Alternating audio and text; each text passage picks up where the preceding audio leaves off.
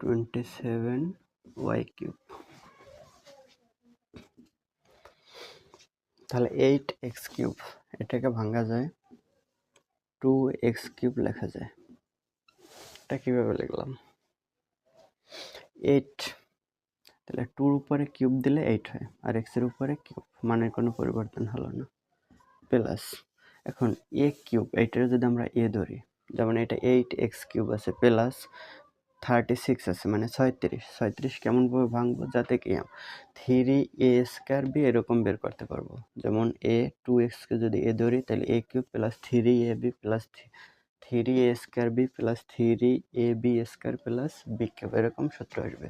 এরকম একটা সূত্র নিতে হবে, a³ plus 3a² b plus 3ab² plus b³, এটা সূত্র হয় a plus b whole cube.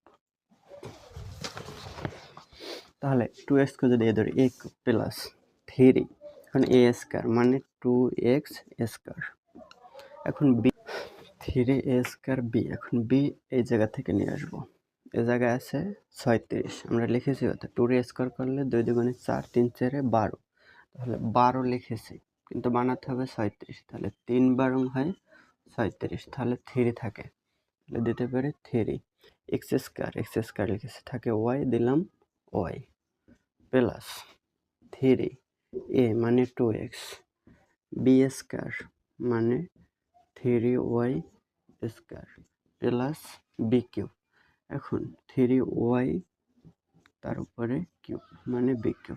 এখন এই 27-এর সাথে মিলিয়ে দেখি, 3 এর কিউব করলে 27, তাহলে y³ মানে কোনো পরিবর্তন হয়নি। তাহলে a³ plus 3a² b plus 3ab plus b³, তাহলে a প্লাস b হোল কিউবের সূত্রে যায়, এই সূত্রটায় যায়। তাহলে a মানে 2x প্লাস b মানে 3y হোল কিউব, তাহলে কিউব আছে তার মানে 3 বার লিখতে হবে, 2x plus 3y 2x plus 3y 2x plus 3y, এটাই অ্যান্সার।